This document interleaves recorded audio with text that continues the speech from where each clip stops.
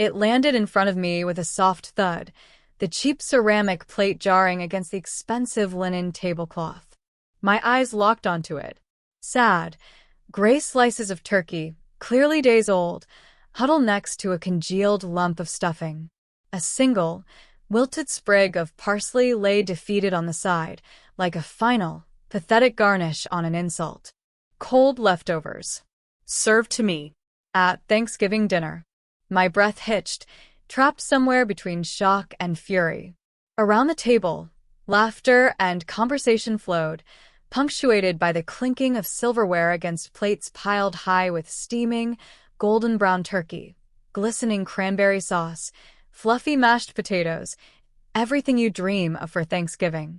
Everyone else had the feast. I had the scraps. My sister, Amanda, beamed at me from across the table, her smile perfectly painted, sickeningly sweet. "Oh, Sarah," she chirped, her voice pitched just loud enough for everyone to hear over the general hubbub. "I hope you don't mind. There was just so much food from Tuesday, I thought you wouldn't want it to go to waste." "Waste not. Want not, right?" She even winked, as if sharing some cozy, frugal secret between sisters. But there was no secret warmth there. Only ice. Years, no, a lifetime, of subtle digs, of being pushed into the shadows, of swallowing insults disguised as jokes. It all surged up inside me. This wasn't about food waste. This was a performance. A deliberate, public humiliation designed to put me firmly in my place as the lesser sister, the one who deserved the cold remnants while everyone else celebrated. The final, deliberate shove after months, years of smaller pushes. But as I looked into her perfectly made-up face, radiating false innocence and triumph, a different kind of coldness settled over me. A calm, sharp clarity. She thought she was winning. She thought she'd finally cornered me into silent embarrassment. She had absolutely no idea the bomb I was holding, ready to detonate her perfect little world. A slow, dangerous smile touched my lips. "Oh, Amanda, you have no idea what you just started." Before that Thanksgiving, before the affair and the leftovers and the implosion, my life felt steady. Predictable, even. I'm Sarah, and back then, I was navigating my late 20s, pouring my energy into building a career in graphic design. It wasn't the high-flying success story my sister Amanda broadcasted about her life, but it was mine. I had a cozy but mine apartment in the city, a job that challenged me, and a small but solid group of friends who actually seemed to like me for me, not for who my family was or wasn't. Our family, well, complicated is the polite word, isn't it? From the outside, we probably looked functional enough. We did the holidays, the birthday calls, the occasional obligatory Sunday dinner. But underneath the surface pleasantries, there was always this current, this unspoken hierarchy. Amanda was the older sister, the beautiful one, the one who'd snagged Mark, a supposedly successful businessman, and settled into a big house in the suburbs with perfect landscaping. She was the sun, and everyone else, especially me, was expected to be a dimly orbiting planet. Mom and Dad.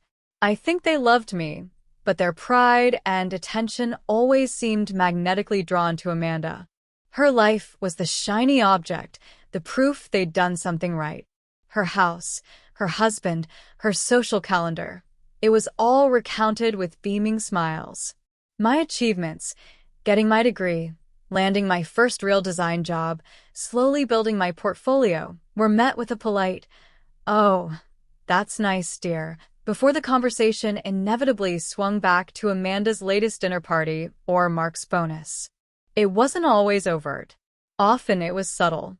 Like the time I proudly showed Mom a website I designed for a local charity, pro bono. Amanda, overhearing, immediately launched into a story about a massive fundraising gala she was helping organize, making my small contribution seem trivial, almost childish. She had this incredible knack for diminishing me while appearing perfectly charming. If I ever dared to look hurt or push back even slightly, she'd deploy her signature move, the condescending laugh followed by, "Oh, Sarah, Don't be so sensitive. I was just teasing. Or worse, I'm just trying to help you toughen up a bit. The real world is hard. It was expert-level gaslighting, and within the family, it worked like a charm. They saw dazzling, confident Amanda and quiet, perhaps overly sensitive, Sarah. So I learned to internalize it, to build walls. I focused fiercely on my work, poured my energy into friendships outside the family bubble, and tried to create a life where I wasn't constantly being measured against her impossible, and as it turned out, entirely fake, standard. Thanksgiving, though, was the annual command performance. Usually hosted at Amanda's palatial home because, as she never failed to remind us, she had the space and the touch. They were usually survivable, filled with forced smiles and carefully navigated conversations. But leading up to this Thanksgiving, the air felt different. Thicker. More charged. Like static electricity before a lightning strike. I just didn't know I'd be the one controlling the storm. The first time Amanda's usual competitive streak felt less like sibling rivalry and more like genuine malice was the Christmas before everything blew up. It wasn't just about wanting to be better. It felt like she actively wanted me to feel worse. I'd always poured my heart into handmade gifts for Mom, knowing how much she appreciated the effort. That year, I'd spent weeks, literally weeks, knitting this incredibly intricate scarf. It was a complex pattern, using beautiful, soft merino wool in Mom's favorite shade of blue. I stayed up late, my fingers aching, but I was so proud of how it turned out. I envisioned Mom wearing it all winter. Christmas morning arrived, cozy and bright at our parents' house. Mom opened my gift, and her eyes lit up. "Oh, Sarah, this is absolutely stunning," she exclaimed, running her fingers over the stitches. "You made this? It must have taken you ages." I felt a warm glow of pride. Finally, a moment of genuine appreciation, unshaded by comparison. But the moment was fleeting. Amanda, lounging elegantly on the sofa, chose that exact second to pipe up, her voice dripping with false sweetness. "Oh, Sarah, that's really thoughtful," she said, holding up a sleek, expensive-looking box from a high-end department store. "But, Mom, remember you mentioned wanting that cashmere wrap? The gray one." She presented the box to Mom with a flourish. "Merry Christmas." Mom, bless her, looked momentarily flustered, caught between genuine appreciation for my gift and the obvious luxury of Amanda's. She quickly recovered, thanking Amanda profusely, admiring the softness of the cashmere. But the damage was done. My carefully crafted, heartfelt gift suddenly felt homemade. Quaint. A nice little hobby project next to Amanda's effortless, expensive gesture. Amanda didn't stop there. She glanced at my scarf, now draped over the back of Mom's chair, and added with a look of faux sympathy, "It's good you have things like knitting to keep you busy, Sarah." "Really?" Mark, her oblivious husband, chuckled beside her as if she'd said something witty. My dad busied himself with the fireplace poker. No one called her out. But I saw it, the quick, almost invisible smirk of satisfaction that flickered across Amanda's face before she turned back to admire her own gift-giving prowess. It wasn't just about the gifts. It was a power play. A deliberate move to diminish my effort, my contribution, my worth in that family setting. It felt cold, calculated, mean. That incident didn't cause a shouting match, but it planted a seed of deep resentment. I started watching her more carefully, noticing the barbs hidden beneath the compliments, the subtle ways she steered conversations to highlight her life and subtly mock mine. A chilling question started to form in my mind. Why did she need to tear me down to feel good about herself? What was really going on behind that perfect facade? The following year felt like navigating a minefield blindfolded. Amanda's campaign escalated, moving from petty one-upmanship to more direct, though still deniable, sabotage. It was death by 1,000 paper cuts, each one stinging more than the last. There was the incident at Aunt Carol's summer barbecue. Aunt Carol is my mom's sister, a lovely woman but prone to worrying. Amanda, under the guise of sisterly concern, apparently told her I was having significant financial difficulties and was barely making rent. This was a gross exaggeration. I was managing fine, just being careful with my budget after investing in some new design software. The result? Aunt Carol spent the entire barbecue giving me pitying looks, offering unsolicited financial advice, and trying to discreetly press a crumpled $50 bill into my hand when she thought no one was looking. It was utterly mortifying. When I confronted Amanda later, pulling her aside behind the garage, her eyes went wide with feigned innocence. "Oh my God, Sarah. Did I say that? I must have completely misunderstood something you said. I was just telling Carol I was worried about you living alone in the city. You know how expensive it is. I'd never want to embarrass you." The apology felt as hollow as a drum. Her eyes held that familiar flicker, not remorse, but satisfaction. Then came the coat incident.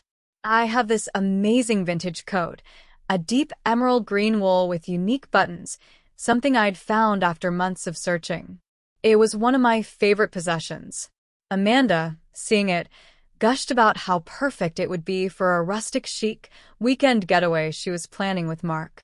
She begged to borrow it, promising to take exquisite care. Reluctantly, I agreed. When she returned it, tossed casually onto my sofa, there was a dark, unmistakable cigarette burn right on the lapel. Not just a small mark, but a ragged hole. "Whips," she giggled, picking at the frayed edges. "Must have gotten too close to the bonfire Mark made. So clumsy of me." She shrugged. "Maybe a tailor can fix it? Or cover it with a brooch or something?" No real apology. No offer to pay for the damage. Just a breezy dismissal of something she knew I treasured. It felt like a deliberate act of disrespect, a way of saying my things and by extension me didn't matter. The worst, though, was when she targeted my personal life.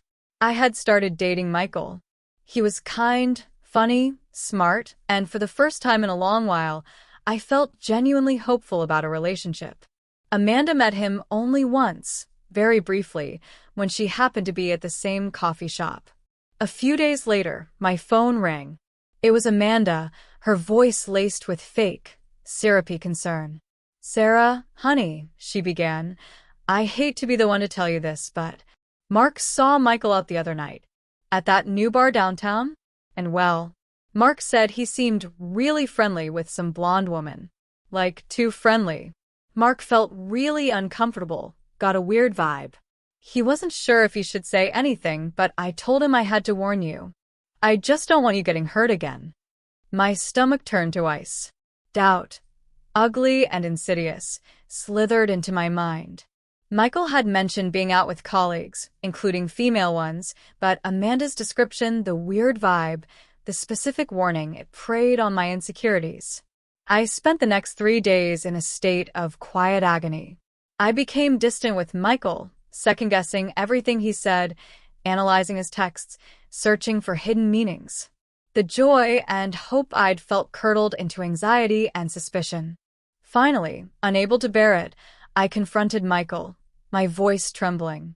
He was completely bewildered, then hurt, then angry. He explained, patiently, that yes, he was at that bar for a work happy hour, celebrating a team success. The blonde woman was his project manager, and they were discussing work in a group.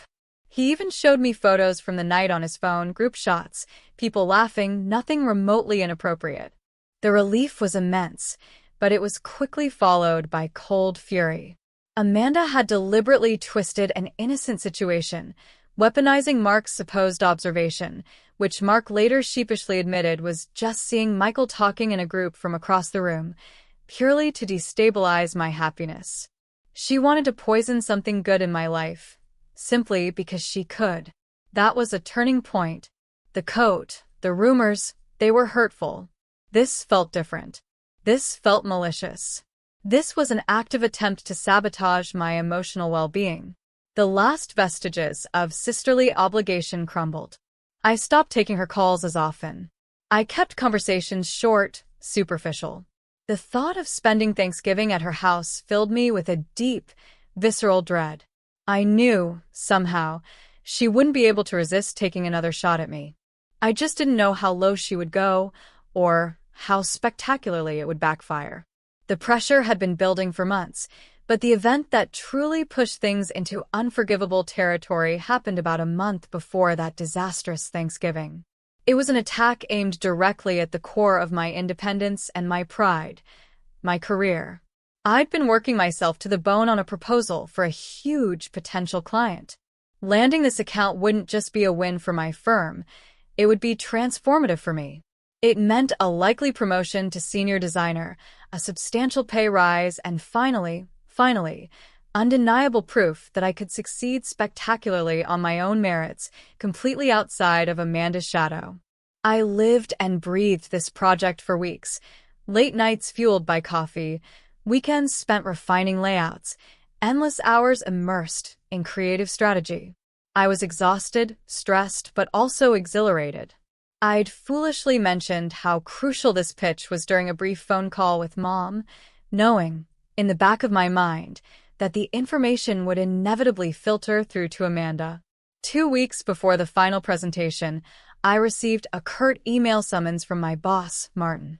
The subject line just read, "Urgent meeting."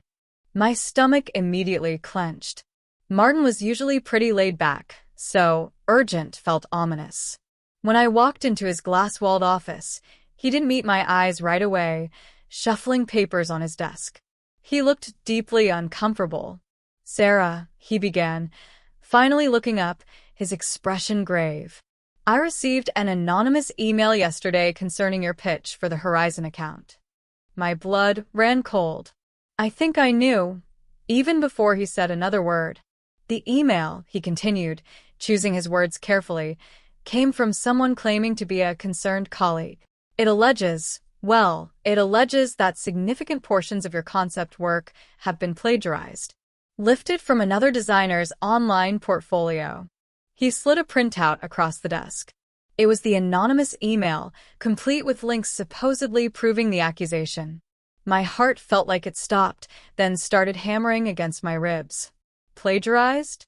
My work? It was absurd, impossible. I looked at the links. They led to the portfolio of a designer whose style had some superficial similarities to mine, a shared aesthetic sensibility, maybe, but absolutely zero overlap in actual concept or execution. The proof was flimsy, circumstantial, clearly curated by someone who wanted to imply theft without providing actual evidence. It was clever, insidious. And I knew, with a certainty that settled like ice in my veins, exactly who had sent it. Amanda. The air left my lungs in a rush. "Martin, this is completely false," I stammered, feeling a tremor in my hands. "This work is entirely mine. I can show you everything. Every sketch, every mood board, every revision history file." The next hour was a frantic, humiliating scramble. I raced back to my desk, pulled up all my project files, my cloud backups, my timestamp drafts. I walked Martin through my entire creative process, showing him the evolution of the ideas, the dead ends, the breakthroughs. My hands were shaking, my voice tight with a mixture of fear and fury. What if he didn't believe me? What if this anonymous poison was enough to destroy the biggest opportunity of my career? Thankfully, Martin was a fair boss. He meticulously reviewed everything I showed him. He clicked through the links in the email again, comparing them carefully to my detailed process documentation. After what felt like an eternity, he leaned back in his chair, his expression softening slightly. "Okay, Sarah," he said, sighing. "Looking at your files, the progression is clear. This seems highly unlikely to be plagiarism.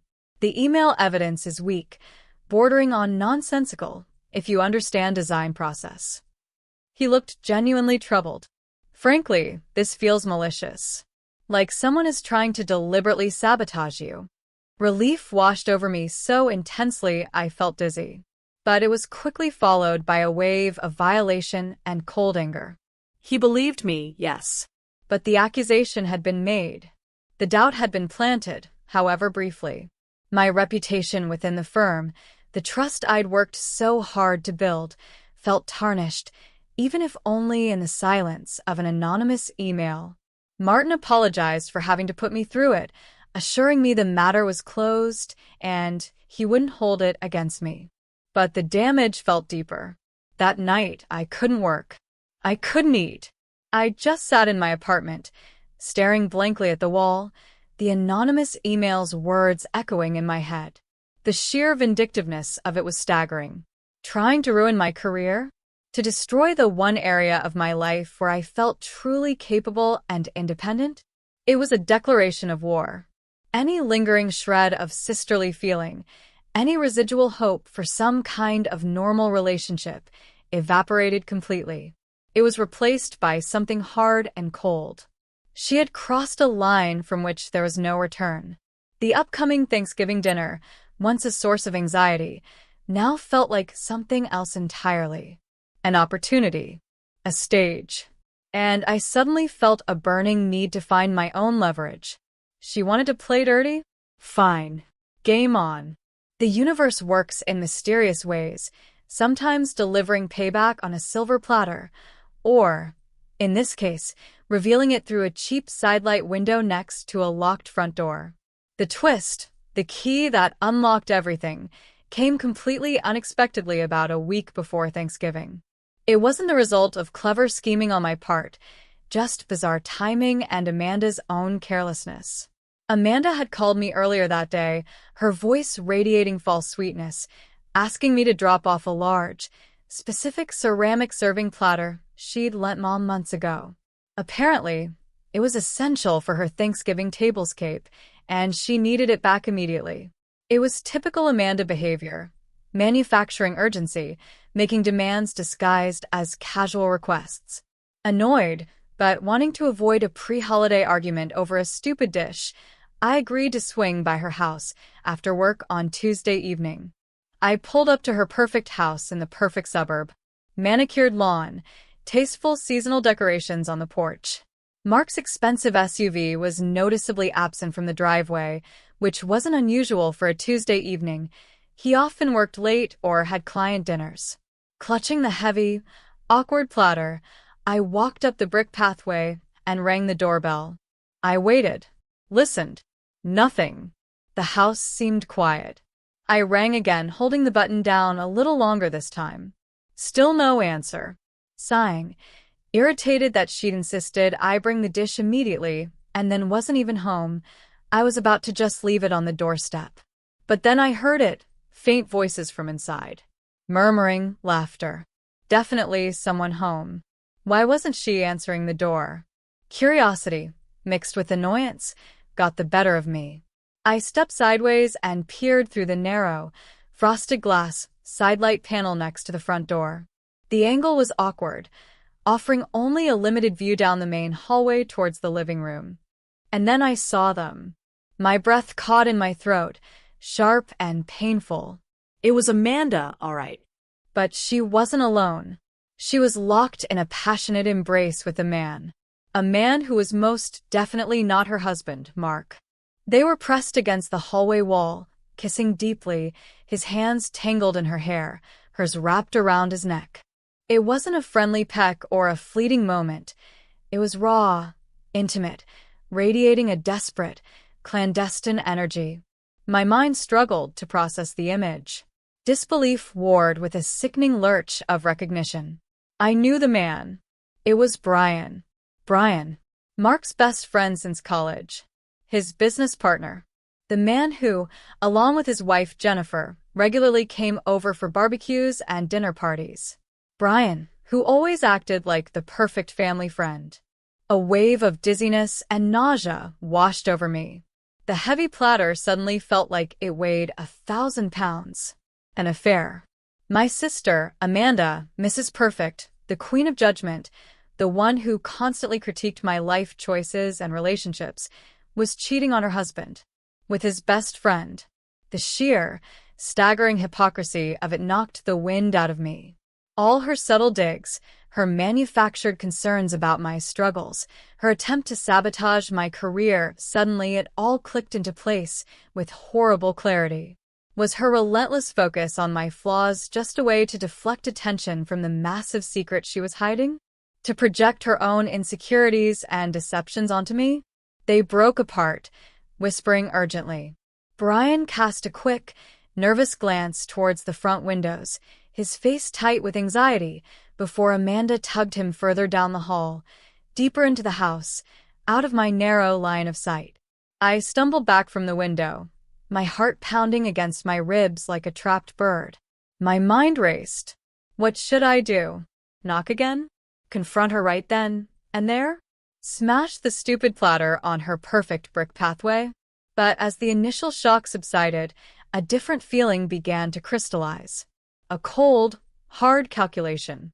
Confronting her now would lead to denials, lies, maybe even attempts to turn it back on me, paint me as the snooping, jealous sister. No.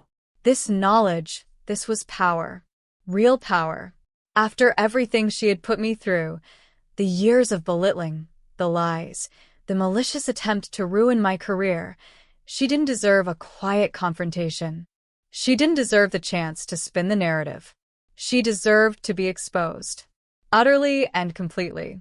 And the perfect venue was already scheduled. Thanksgiving dinner. In her house. With the entire family present. Including Mark. Including potentially Brian and Jennifer. It was almost poetic. I carefully, silently, placed the heavy ceramic platter on the welcome mat. Turned around. Walked back to my car, my steps steady despite the turmoil inside. I started the engine, the low hum vibrating through me. The secret I now carried felt heavy, dangerous, but also strangely liberating. The power dynamic had irrevocably shifted. She thought she was setting the stage for Thanksgiving. She had no idea I was about to rewrite the entire play. Thanksgiving Day dawned bright and cold, the kind of crisp autumn day that usually felt full of promise. But as I drove towards Amanda and Mark's house, the air in my car felt thick with anticipation. The familiar knot of dread about seeing Amanda was still there, but it was overlaid with something new, a steely, almost unnerving calm. I felt like an actress about to step onto a stage for the performance of her life. I parked down the street, took a deep breath, and smoothed down my dress. Showtime. Walking into the house was like stepping into a magazine spread.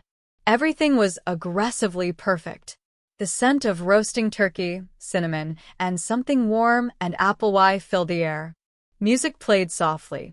Amanda, radiant in a jewel-toned dress, floated through the entryway, greeting guests with dazzling smiles and air kisses, expertly playing the role of the gracious, effortless hostess. Mark stood beside her, beaming, looking proud and utterly oblivious. He greeted me with a friendly hug, asking about my drive. It felt surreal, knowing what I knew. My parents were already there, chatting with Aunt Carol. Cousins milled about. Then, the doorbell rang again. Amanda opened it to reveal Brian and his wife, Jennifer, holding a bottle of expensive champagne and a festive bouquet. Jennifer looked happy, relaxed, completely unaware of the betrayal simmering beneath the surface. Brian looked tense. There was a subtle stiffness in his posture, a flicker of something, panic? Guilt? In his eyes as he met Amanda's gaze for a split second. Amanda's return glance was infinitesimally brief, expertly masked, but I saw it.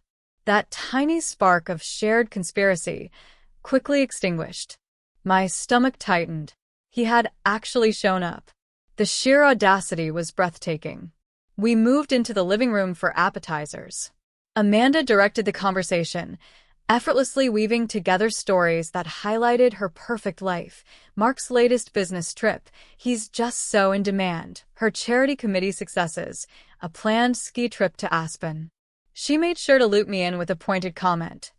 "Sarah, you're so lucky your job is less stressful. We could all use more downtime, like you probably have."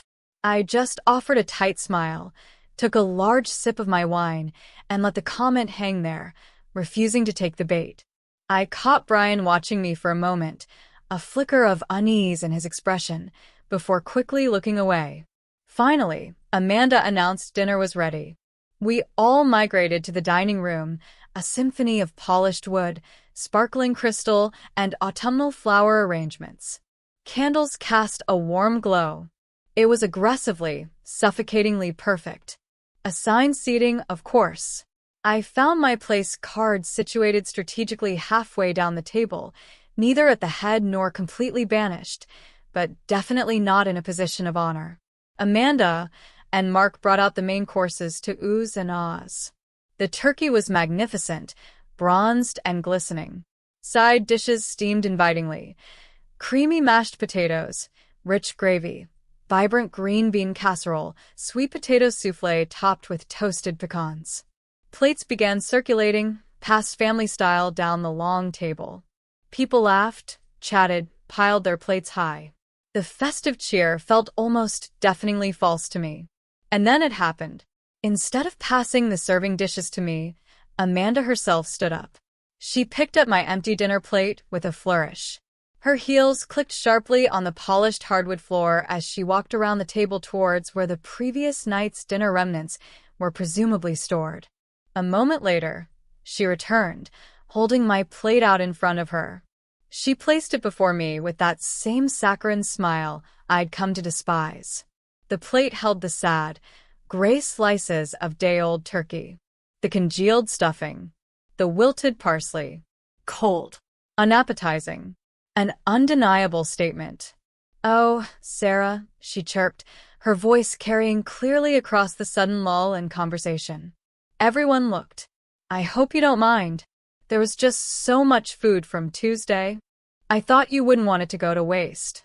"Waste not, want not, right?" She winked, sealing the insult with faux camaraderie. A shocked silence descended. My mother gasped softly, looking horrified. My father frowned, confused. Aunt Carol's eyes widened. Mark looked from my plate to Amanda, a flicker of bewilderment on his face. Even Jennifer looked acutely uncomfortable, glancing away. Amanda's smile remained fixed, triumphant, waiting for my reaction, my quiet acceptance, my forced smile, my humiliation. I didn't touch the plate. I didn't look down. Instead, I slowly raised my eyes and met Amanda's gaze directly across the table. The triumphant sparkle in her eyes wavered, just slightly, as she registered the cold, calm fury staring back at her. I let the silence stretch for another beat, feeling every eye in the room on me. Then, I picked up my crystal water glass, swirling the ice cubes deliberately. "Actually, Amanda," I began, my voice surprisingly steady, cutting through the thick tension like a knife. "Speaking of not wanting things to go to waste, like trust, for example. It's such a shame when trust is wasted, isn't it?" Every head swiveled towards me. Amanda's face went rigid, the color draining slightly. "What are you talking about, Sarah?" she asked, her voice tight, losing its cheerful lilt. Mark was looking at me now, frowning. "Well," I continued, keeping my tone conversational, almost reflective, making sure I held the attention of Mark and, crucially, Jennifer. "I was just thinking about facades. About how exhausting it must be to pretend everything is perfect when underneath it's all messy. Deceitful, even." I paused, letting the implications sink in. Like carrying on a secret affair, for example. Especially with someone everyone thinks is a trusted friend. Someone sitting right here, perhaps? Amanda went sheet white. "Sarah, stop it. Right now," she hissed, her voice low and trembling with barely suppressed panic. Brian looked like he was about to throw up. He stared intently at his water glass, unable to meet anyone's eyes. Mark's head snapped towards Amanda, then towards Brian, confusion warring with dawning horror on his face. "Affair? Amanda, what the hell is she talking about?" His voice was dangerously quiet. Jennifer's hand flew to her mouth, her eyes wide, darting between her husband and her friend, Amanda. The pieces were visibly, horrifyingly clicking into place for her. I turned my full attention back to my sister. "Oh, I think you know exactly who and what I'm talking about, Amanda." My gaze flickered pointedly towards Brian, then back to her. "Should I elaborate? Perhaps about Tuesday evening? Right here in this house?" While Mark was supposedly working late, the air crackled. You could hear the frantic pounding of my own heart. Mark stared at Brian, then at Amanda, his face contorting with disbelief and rage. "Brian," he choked out, his voice thick. "Amanda? Is this true?" Amanda opened her mouth, tried to form a denial, but only a strangled sob escaped. Tears welled, tears of exposure, not remorse. Jennifer let out a heart-wrenching gasp, tears instantly flooding her eyes as she stared, utterly betrayed, first at Amanda, then at her husband. That's when Mark exploded. He slammed his fist onto the dining table with terrifying force.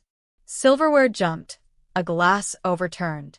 "Get out," he roared, his voice shaking, pointing a trembling finger first at Amanda, then at Brian. "Both of you, get out of my house. Now." Chaos erupted. Amanda started wailing, pleading with Mark, trying to grab his arm, babbling incoherent denials mixed with accusations towards me. Brian scrambled backward from the table so fast his chair nearly fell over, muttering frantic, useless apologies as he practically bolted for the front door. Jennifer sat frozen for a second, then burst into ragged sobs, burying her face in her hands. My parents were statues of shock, mouths agape. Aunt Carol looked like she might faint. Amidst the shouting, the crying, the sheer pandemonium of her perfect Thanksgiving dinner imploding, I just sat there. I looked down at the plate of cold leftovers, still sitting untouched before me. It seemed so small now, so utterly insignificant compared to the wreckage I had just unleashed. I didn't feel happy, but I did feel balanced. The scales, after years of being tipped against me, had finally, violently leveled. The immediate aftermath was exactly as chaotic and devastating as you'd expect. Thanksgiving dinner ended abruptly amidst tears and shouting. Brian practically sprinted out of the house, not even grabbing his coat. Jennifer followed moments later, sobbing uncontrollably, refusing to even look at Amanda as she passed. Mark, his face a mask of white-hot fury and utter betrayal, retreated into his study after screaming at Amanda to pack a bag and be gone by the time he came out. The remaining family, my parents, Aunt Carol, a couple of bewildered cousins, were left sitting amidst the ruins of the feast, stunned into silence. The perfect hostess facade had shattered, leaving only the ugly reality. I helped my mom mechanically clear away the untouched plates, the silence heavy and thick with unspoken emotions. No one knew what to say to me. Disapproval? Shock? Understanding? It was probably a confusing mix of all three. Amanda eventually reappeared from the master bedroom, dragging a designer suitcase behind her. Her makeup was smeared, her eyes red-rimmed and filled with a venomous hatred directed solely at me. "You ruined my life," she spat, her voice hoarse, as she pushed past me towards the front door. I didn't respond. Her life, built on lies and cruelty, had ruined itself. I just held up the mirror. She stumbled out into the cold November night, the door slamming shut behind her, echoing the crash of her carefully constructed world. I didn't stay much longer. The atmosphere was unbearable. I offered brief, awkward words to my parents and left them to navigate the immediate fallout. The drive home was quiet, the adrenaline slowly fading, leaving behind a strange emptiness mixed with a profound sense of finality. The ripples spread quickly in the following weeks and months. Mark filed for divorce immediately, citing infidelity. It was brutal. The fact that Brian was not only his best friend but also his business partner turned the personal betrayal into a professional catastrophe as well, eventually dissolving their company and costing both men significantly. Jennifer understandably filed for divorce from Brian too. Amanda's carefully curated social circle evaporated almost overnight. Friends took sides, and very few sided with the woman who cheated with her husband's best friend. She was forced to sell the large suburban house, her pride and joy, and moved into a small, nondescript apartment across town. A far cry from the life she constantly lorded over me. My relationship with my parents went through a rocky period. They were appalled by Amanda's actions, no question. But my method of exposure, the public detonation at Thanksgiving, deeply unsettled them. There were strained phone calls, conversations where disappointment hung heavy in the air. It took time, and some painfully honest discussions where I finally laid bare the years of Amanda's calculated cruelty, culminating in the career sabotage attempt, for them to begin to understand the depth of the provocation. They never fully condoned how I did it, but they finally seemed to grasp why. They saw Amanda not just as the daughter who made a mistake, but as someone who had systematically hurt her own sister for years. As for Amanda and me, there's nothing left. We haven't spoken a single word since that Thanksgiving. I received one long, rambling, hate-filled text message a few weeks later, blaming me for everything wrong in her life. I read it, deleted it, and blocked her number. Sometimes, late at night, a flicker of sadness touches me. Not for her, but for the idea of the sister I never had, the relationship that was poisoned long before I delivered the final blow. But mostly I feel relief. An immense, liberating relief. It's like a heavy weight I didn't fully realize I was carrying has been lifted. No more walking on eggshells. No more bracing for the next backhanded compliment or subtle sabotage. No more feeling small and insignificant in her shadow. Revealing her secret wasn't just about revenge for a plate of cold leftovers. It was about reclaiming myself. It was messy, it caused a family earthquake, but it was necessary. Living without her toxicity, focusing on my own life, my own career, which, by the way, took off after I landed that big client, and my own happiness has brought a profound sense of peace. Sometimes, the path to peace isn't gentle. Sometimes, it requires you to serve the truth, cold and hard, right back to the person who thought they could serve you scraps forever. And honestly, it tastes a lot like justice.